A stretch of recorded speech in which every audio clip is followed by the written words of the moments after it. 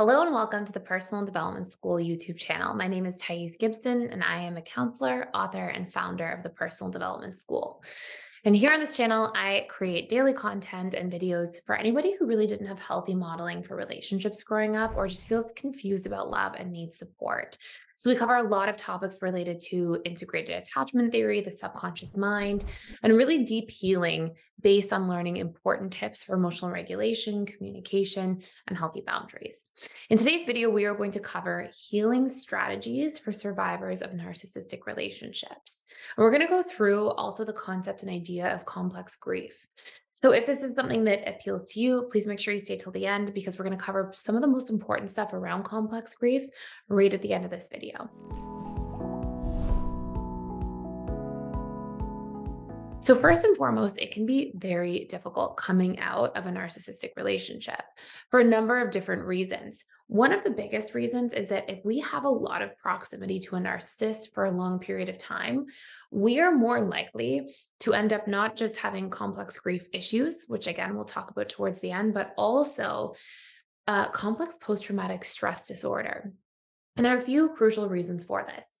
If we have low to medium level of trauma that's recurring on a regular basis, those are laying the grounds for essentially the breeding grounds for CPTSD.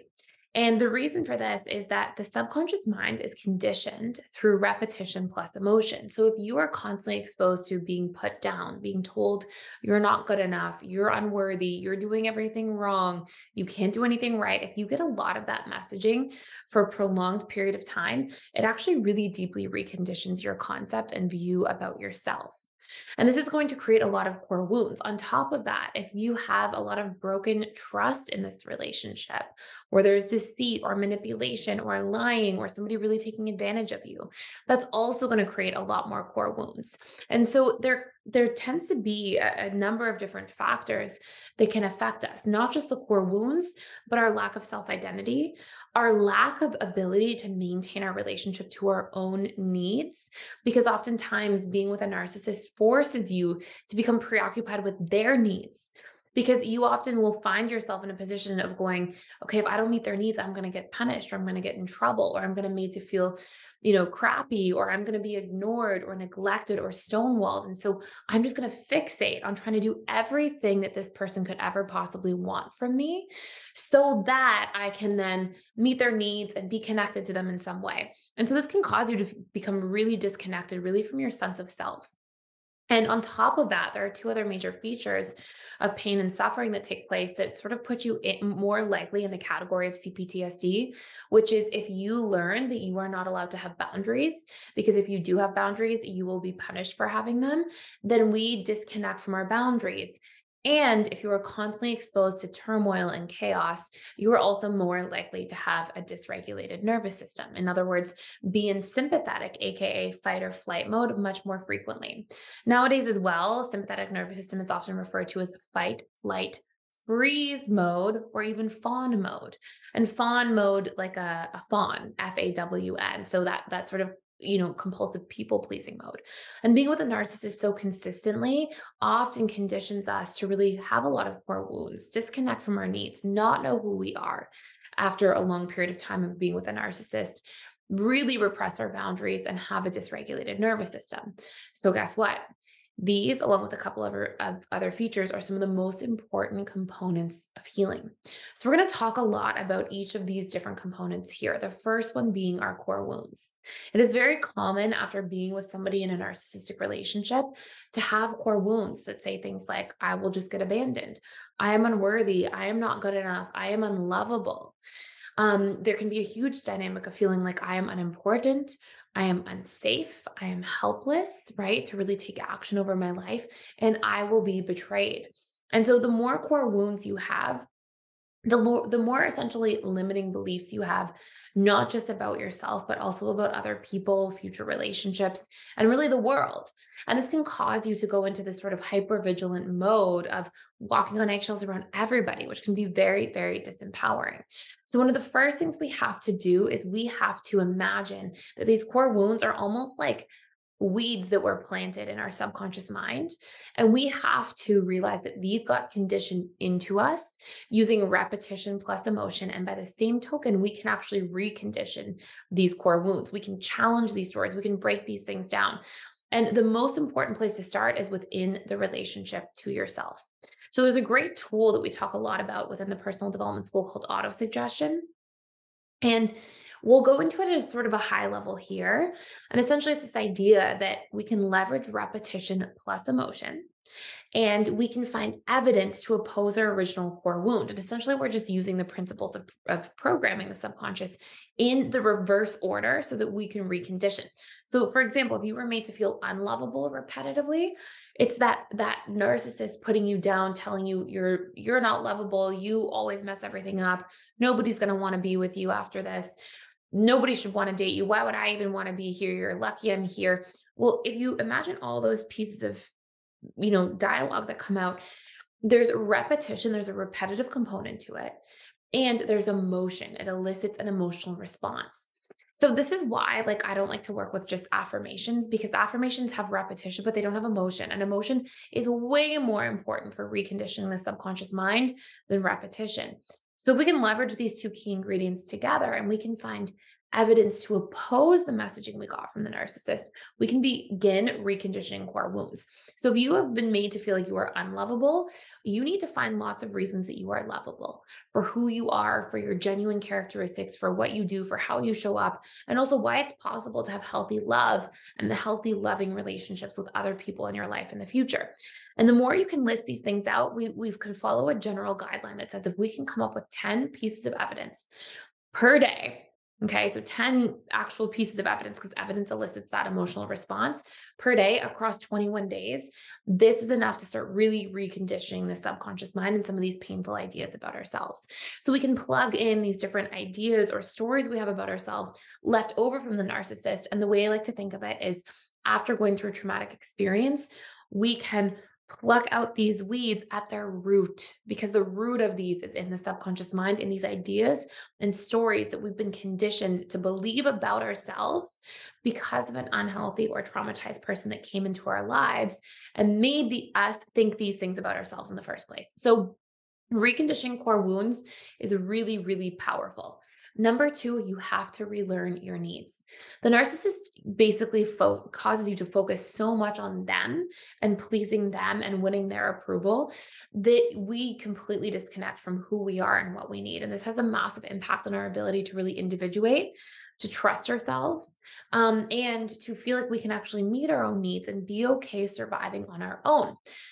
So there's a whole bunch of different topics of conversation we could go down in regards to this idea of needs, but some of the basic needs that we have to have in recovery from narcissistic abuse are needs for safety, needs for approval and validation of self, needs to see that our emotions are safe to feel and important to listen to, because this is a huge part of recovering self-trust. The more disconnected we are from our emotions, generally, the less we are able to listen to ourselves, understand ourselves, and thus trust ourselves as a result.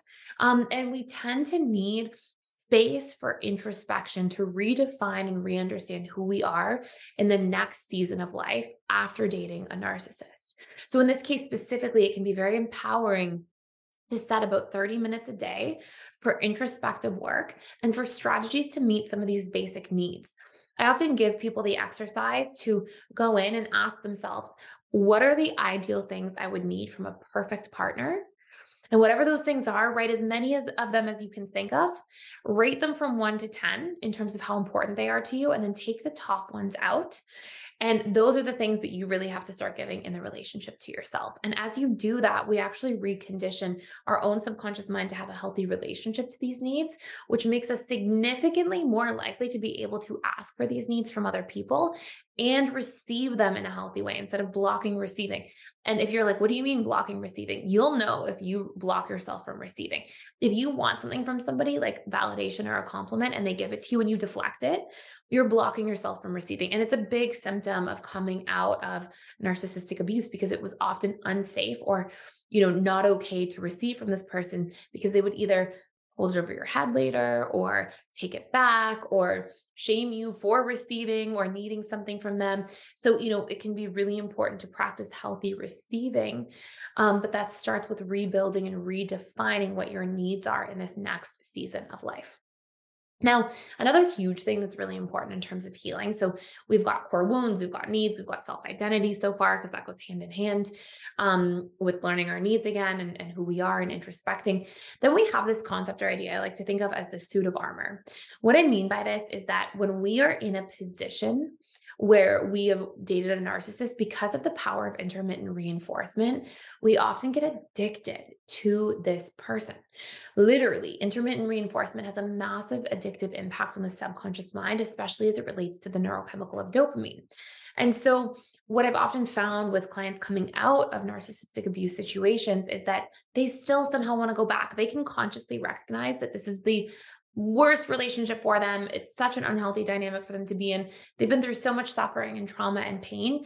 And yet, it's like they keep questioning it all the time.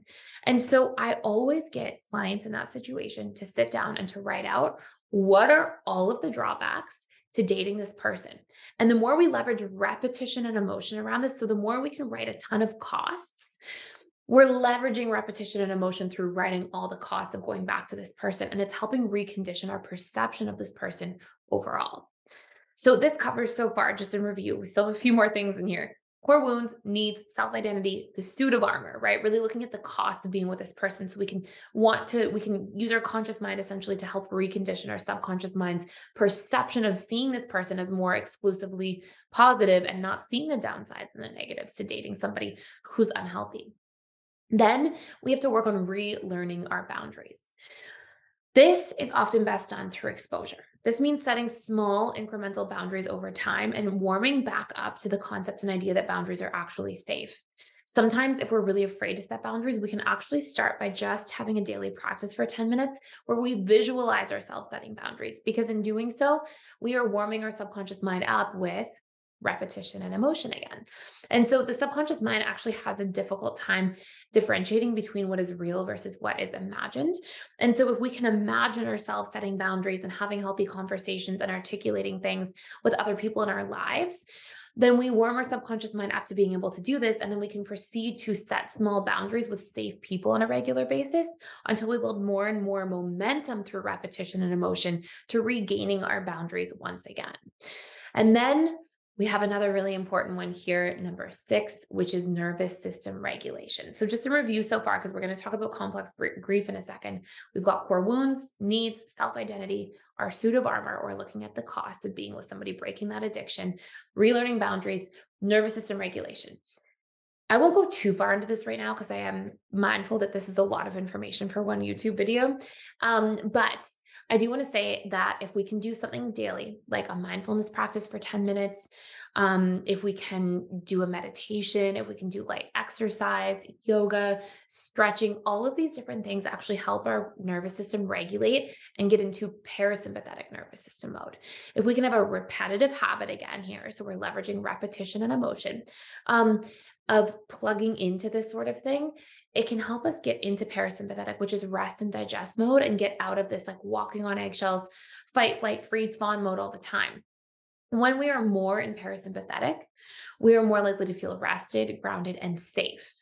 I've seen a lot of people after having a relationship with a narcissist feel unsafe, try to do core wound reprogramming on I am safe, and then get stuck on not having a regulated nervous system. So it's going to be really important to have a daily nervous system regulation technique. Now, you don't have to do all of these things at once. These can be things that you like watch this video, rewatch this video, pick one thing out of here at a time. And then, as you feel like you've kind of conquered one section of this, plug into the next one and the next one. Now, I want to talk about complex grief because this is one of the most important parts. And maybe I'll make like a whole separate video on this at some point. And I do have a full course on all of this, just so you know. So if this feels like way too much information just in this video, I have a course you can check out for free for 7 days using the link down below. And that will give you access to literally the whole course, the workbook. You can print off everything. And it has a lot of these exercises and explanations just in more detail because it's about an hour and a half in length. But we talk about complex grief in this course as well. And I want to talk about this idea here for you. And this idea is that when we go through grief, we are grieving these really confusing things after departing a relationship from a narcissist. We are often grieving, number one, the relationship itself, as with any breakup. Number two, the relationship to what could have been.